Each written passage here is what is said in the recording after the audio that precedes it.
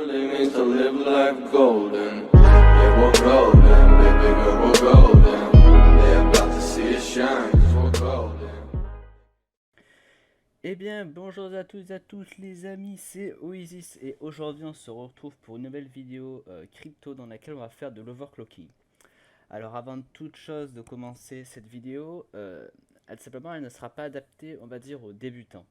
Après rien ne vous empêche bien sûr de vous renseigner avec ma vidéo, simplement d'aller encore voir d'autres vidéos qui sont encore plus précises de moi. Bon, quelquefois il y a des vidéos de 1 heure ou 2 heures, ils font que de l'overclocking, nous on va essayer de tourner autour des 15 minutes. Voilà. Donc, avant toute chose, l'overclocking, qu'est-ce que c'est? C'est passer au-delà de les performances de la carte graphique, de ce pourquoi elle a été conçue. Donc, c'est extrêmement bien pour tout ce qui est crypto. Simplement parce que vous pouvez avoir des puissances de calcul quelquefois qui est vraiment une très grosse différence entre les deux. Alors, nous, on attaquera tout simplement avec les trois logiciels phares, donc bien sûr MSC Afterburner, logique pour pouvoir changer correctement ses fréquences, CPU-Z si vous minez avec du CPU, et GPU-Z pour pouvoir un peu overclocker, mais surtout on va dire que c'est un peu plus précis les données que MSC Afterburner, même si MSC Afterburner reste quand même mieux pour mieux paramétrer sa carte. Ensuite, j'ai décidé de ne pas présenter l'autre logiciel, parce que déjà j'ai pas retrouvé son nom, et de deux parce qu'il me semblait un peu, comment dire, facultatif, vu que nous c'est pas du gaming mais c'est de la crypto. Donc, comme je l'ai dit la dernière fois, c'est le petit dragon qui est au milieu de la place en style médiéval, et en gros sa tête c'est les performances et la stabilité lors d'overclocking pour votre carte graphique. Donc nous ça on s'en fout un peu, c'est pour la crypto. Même s'il faut pas trop pousser trop loin, il faut qu'elle soit stable. Alors, petit avertissement avant que vous commencez à tâtonner un peu ce que je vais faire. Moi, je ne ferai aucun overclocking sur ma carte. Je vous expliquerai clairement et simplement comment vous pouvez faire.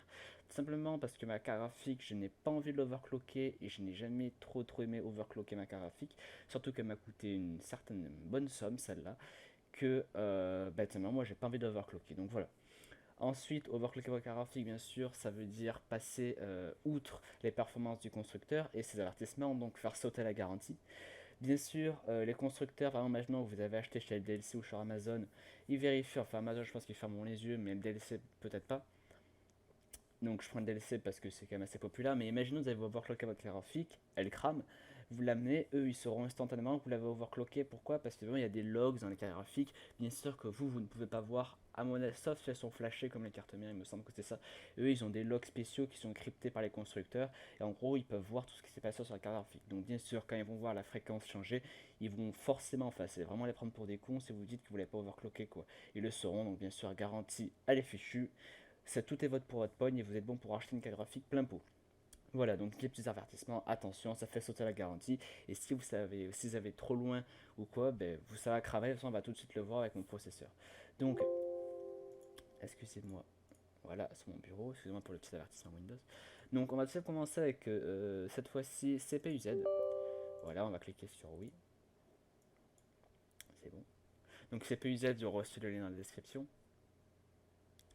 Alors, on ne peut pas mettre en plein écran, j'espère que vous verrez bien avec l'écriture bleue sur fond bleu, j'espère que c'est pas trop top. Donc vous voyez que moi je suis sur mon AMD Ryzen 5. Ce qui peut consommer un maximum c'est 65 watts. Donc voilà, après il y a plein de choses. Vous voyez que moi j'ai 6 cœurs natifs et 12 cœurs logiques. Enfin 6 cœurs natifs et 6 cœurs logiques, ça fait peut-être 12 cœurs. Donc, vous voyez un peu, on a des trucs là. Après ça ne nous intéresse pas trop. Après je sais qu'avec les AMD, on a des trucs d'overclocking déjà préfaits pour AMD. Donc on peut pas vraiment trop. Après je sais qui est excellente pour benchmark. Vous pouvez choisir le nombre de processeurs que vous voulez. Donc ça vraiment vous mettez là, vous faites benchmark. Ça c'est en gros ça teste les performances et le CPU, stress CPU, c'est comme le stress de GPU en gros, mais c'est surtout pour les processeurs cette fois-ci. En gros ça pousse à fond le CPU, mais genre ça fait, comment vous expliquer, des pics, ensuite ça devient normal, ça refait des pics, et quoi ça va être pendant 30 secondes à fond, ça fait des bas, en gros voilà, ils essayent d'être le plus naturel possible au niveau de l'utilisation, ça s'appelle un stress test, donc vous allez faire, je sais pas moi, comme j'ai dit, des pics, ils vont revenir au normal, pics à fond pendant 30 secondes, pics, donc bien sûr votre PC sera inutilisable. Donc moi vu que je suis en train de record, je pourrais tout simplement pas vous faire ça, sinon mon OBS va totalement péter. Donc voilà, ça sera un peu dommage. Donc ça c'est pas trop pour l'overclocking, je vous l'ai dit, c'est un peu dommage. C'est surtout pour voir tester son processeur, voilà, voir un peu la température qu'il a. Pour les processeurs AMD, je sais qu'AMD propose déjà un logiciel d'overclocking, mais de AMD en fait, c'est eux qui l'ont fait. C'est fourni par eux, bien sûr, que là aussi ils le disent à moins 20 fois avant que vous commencez que ça a fait enlever la garantie, voilà. Donc nous, on s'en fout et on va attaquer au vif du sujet, c'est-à-dire GPU-Z. Écran noir, pardon, voilà. Donc là, on voyait que ce sera un peu plus lisible. Donc ça fait tous les détails de votre carte graphique. Donc moi, je l'ai sous-cadencée tout simplement pour qu'elle consomme beaucoup moins, parce que sinon elle consomme à mort ma carte graphique. En plus, j'ai les 1660 de première édition, c'est-à-dire qu'ils consomment autour des 150 watts, donc elles sont énormes au niveau de la consommation. Donc c'est les premières versions, j'ai fait un peu des conneries. Donc vous voyez que là, c'est pour un peu tout changer. Donc si on fait comme ça, voilà. Un log file, c'est en gros c'est pour pouvoir mettre tout ça. Donc là, le CPU température, on l'a là apparemment. Je sais qu'on peut, attendez, à un moment je sais qu'on pouvait genre augmenter la rapidité de, je sais plus. En gros, on pouvait augmenter la fréquence à laquelle il regardait.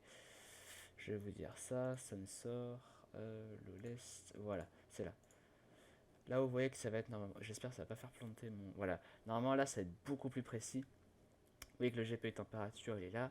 Et si par exemple, je démarre MS Afterburner, qui est ici, là. Et vous voyez là, si je l'augmente, comme ça, là, ça fait un peu de bruit logique. Hein. Donc, vous allez voir que la température ici, elle va tout de suite baisser. Non, vu qu'il y a mon MSI Gaming Center d'ouvert, voilà. Mais ça fait planter. Voilà. On va le passer à 60. Et vous allez voir que la température va baisser très rapidement. Alors lui, vu qu'il est hyper précis, il va faire comme ça. Vous voyez que là, si je mets à fond juste pour quelques secondes, ça va bien baisser la température. Ça fait du bruit, voilà, du coup ça baisse. Ça descend jusqu'autour des 30 degrés à peu près. Donc je pense pas que je vais trop le laisser longtemps. Mais voilà, en gros, c'est là que vous pouvez vraiment. Ça, par contre, comparé à MS Afterburner, il est beaucoup plus précis au niveau de la. Que ça va regarder les températures, tout ça. On peut vraiment voir la vitesse des ventilateurs, tout ça. Donc, moi, bien sûr, je n'ai pas la vitesse des ventilateurs du processeur vu que je suis en water cooling. C'est logique. On va remettre à 40, voilà. Donc voilà. Donc ça, excellent logiciel. C'est vraiment vous le mettez en arrière-plan. Vous voyez, vous baissez l'opacité de votre du CM2 de votre mineur. Vous mettez ça en arrière-plan et en gros, à travers, vu que l'opacité elle est baissée, ben je calcule en permanence normalement. Enfin, vous voyez la fenêtre du GPU derrière avec cette fenêtre là. Donc c'est vraiment intéressant, par exemple, pour faire de l'organisation, pour que ce soit beaucoup plus simple pour vous regarder. Donc c'est vraiment super. Donc vous voyez là la température des cartes graphiques. Là, vous voyez si j'aurais plusieurs cartes en figue, ben, ça aurait défilé toutes mes cartes graphiques. Donc voilà. Donc on va tout passer à MS Afterburner. Alors là, ça va être vraiment la partie la plus délicate de la vidéo que je ne pourrais pas vous montrer. Pour plusieurs raisons, parce que déjà j'ai pas envie d'overclocker ma carte graphique comme je vous l'ai dit, et c'est une raison assez... j'ai pas envie d'enlever ma garantie moi tout simplement. Alors le seul truc que n'enlève pas la garantie, c'est si vous baissez, j'ai bien dit, baissez la power limit. En général, c'est rare que des gens augmentent la power limit parce que ça fait consommer plus en gros. C'est comme un moteur de voiture en gros, ça va baisser la consommation de votre carte graphique. Bien sûr là, ça ne sera pas visible sur le coup ici, mais ça se répercutera sur la consommation électrique de votre carte graphique. Alors, donc ça en général il faut voir à le baisser le plus possible. Moi je ne descends jamais en dessous de 85 et les gens en général à la grande limite du minimum c'est autour des 75-70 grand minimum. Après ça devient instable, l'alimentation n'envoie plus assez de courant à la carte graphique et quand elle arrivera au bout d'un certain temps à fond, au bout de plusieurs heures, eh ben, elle n'arrivera plus simplement à pallier le fait qu'elle n'a pas cette puissance et elle va se sous-cadencer. Déjà, ça va annuler votre overclocking et elle va se sous-cadencer. Donc, c'est comme si vous mettez un moteur de voiture en sous-consommation, c'est-à-dire elle va être, en gros, ses limites, elle divise ses performances par deux vu qu'elle a moins de courant, c'est logique. Donc, essayez de jamais descendre en dessous de 75. Ensuite, au niveau de la core clock, nous, c'est ce qui va nous intéresser, surtout cela. À mon avis, si je me souviens bien, c'est la core clock, nous.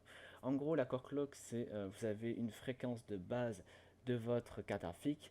Et bien moi, vous voyez que ma memory clock, elle est à 0. Mais par exemple, je peux faire ça. Bien sûr, ne le faites pas. Là, si je le fais, si je fais apply, ça va cramer ma carte graphique. Il ne faut pas que je le fasse. Donc voilà, on va essayer de la mettre à reset. Donc voilà, donc je vais mettre mes ventilateurs à 40%,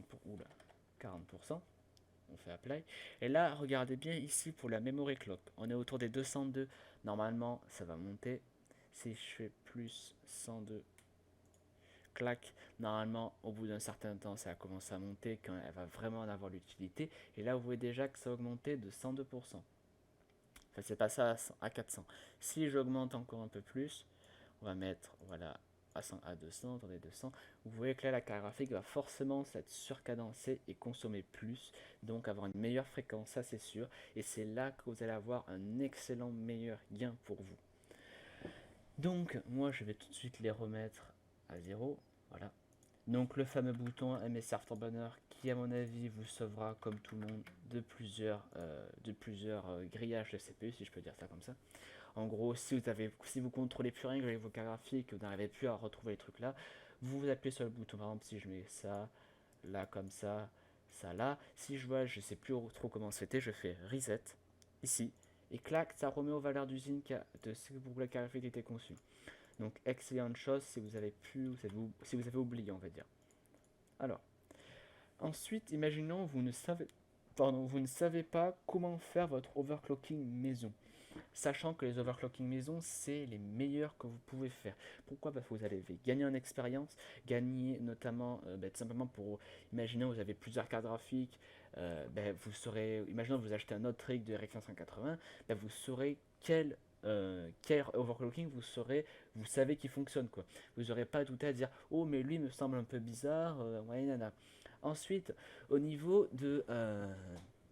donc tout simplement des overclocking que vous pouvez trouver en ligne. Attention à ces overclocking là, les trois quarts du temps ce sont des arnaques. Pas d'arnaque dans le type vous allez perdre de l'argent, mais arnaque dans le type vous allez cramer votre carte graphique. Après je ne dis pas que tout le monde fait ça, mais en général il faut savoir se méfier de ça. Donc, si vous voyez par exemple une fréquence qui est totalement ahurissante, ne le faites pas, ou simplement vous avez des fréquences, ça vous intrigue un peu, venez me demander sur mon serveur Discord qui est dans la description. Et là, je vous dirai d'un coup d'œil vite fait, de toute façon, ça se voit après l'expérience que vous aurez, que j'ai acquise, que des fréquences sont totalement irrationnelles. Après, attention aux fréquences de 12 000 MHz. Ce sont des fréquences possibles, mais ce sont des cartes graphiques conçues pour. En général, les fréquences au-delà de 10 000 MHz, on appelle ça des super unlocked. Et en fait, ce sont des. Donc, unlocked, c'est pas seulement overclocké d'usine. Et super unlocked, c'est super overclocké en fait. Mais ce n'est pas seulement un overclocking basique. C'est l'overclock. En fait, la puce qui a été conçue à l'intérieur de la carte graphique a été pensée pour être overclockée à cette cadence-là, comparée à des cartes graphiques classiques qui ne sont pas forcément pensées pour être overclockées. Donc voilà. Après, les 1050 résistent extrêmement bien aux overclocking, vont avoir des fréquences de folie. Bien sûr, les gens n'osent jamais, jamais, jamais partager les fréquences qu'ils ont eues avec leur 1050, tout simplement parce qu'en général, c'est extrêmement galère d'avoir des fréquences de fou. C'est du lieu de la comment je pourrais ça, de la millifréquence, on peut dire ça, de la du microhertz en général au niveau de la fréquence pour les réglages. Donc c'est vraiment super précis. Donc voilà. Donc pour voilà les super unlocked, ce sont des cartes graphiques qui ont été conçues, qui sont vendues, fait exprès. Qu'en général ces cartes graphiques là sont excellentes pour le stream. Donc je me gare un peu du sujet, mais par exemple si vous faites une config de stream, prenez une carte graphique super unlocked, donc il y a l'AMS ou les Asus ROG. En fait, plus vous avez une grosse fréquence, plus la carte graphique arrivera à encoder vite et mieux ce sera pour votre stream. Voilà, c'est exactement pareil dans la crypto. Sauf qu'en fait, le problème comparé à du stream, c'est que le stream ne va pas. Par exemple, si je prends un Streamlabs vous dit qu'il va utiliser à 100% la carte graphique, sauf qu'il l'utilise seulement à 92%. Je l'ai vu, puisque j'ai flashé, il n'utilise jamais la carte graphique à 100%, comparé à du crypto, à l'exploitation mining. Parce que simplement, vous, là, pour le coup, les algorithmes n'ont aucune limite, ils vont la pousser à 100%. Sauf que pousser à 100% pendant des heures sur des super unlocked, vos cartes graphiques font en général une semaine ou deux, grand maximum, peu importe le constructeur. Parce que ces cartes graphiques-là ne sont pas faites pour être poussées à 100% comparé à des RX 580, 1080, tout ça. Voilà.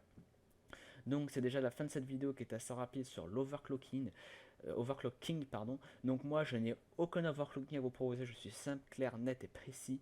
Après je sais qu'il y a des personnes qui peuvent bien évidemment vous aiguiller sur là où vous êtes, bien sûr, toujours prendre avec des pincettes, comme disait dans un anime. Ne pas trop prêter d'importance à des informations gratuites, voilà. C'est une excellente phrase. Donc en gros, si un gars vous dit tout, déballe tout d'un seul coup, attention en général. Après peut-être qu'il a raison, peut-être qu'il veut faire peut-être qu'il veut faire du bien autour de lui. Voilà, il veut vous donner de bon cœur, tout ça. Après, n'empêche que c'est vrai. Mais attention tout de même aux fréquences que vous avez. Donc déjà c'est la fin de cette vidéo, voilà je me répète un peu mais c'est assez important parce que j'ai déjà eu des gens qui ont dit voilà tout ça, moi j'ai pris ça, ma carrière l'a pété, moi je suis pas responsable de vous. Je vous ai averti de nombreuses fois au cours de cette vidéo. Donc attention à l'overclocking, ça peut grandement vous agrandir vos gains, mais en contrepartie ça vous enlève la garantie et vous avez de grands risques de faire péter votre carafe, c'est-à-dire de la cramer, elle est morte. Donc voilà. Donc c'est la fin de cette vidéo sur l'overclocking. Si vous avez des questions, vous avez des doutes sur certains settings, que vous voulez être sûr en fait que ce que vous faites, n'hésitez pas à venir me demander dans les commentaires. Donc moi je vous dis à la prochaine, c'était Oasis, à plus.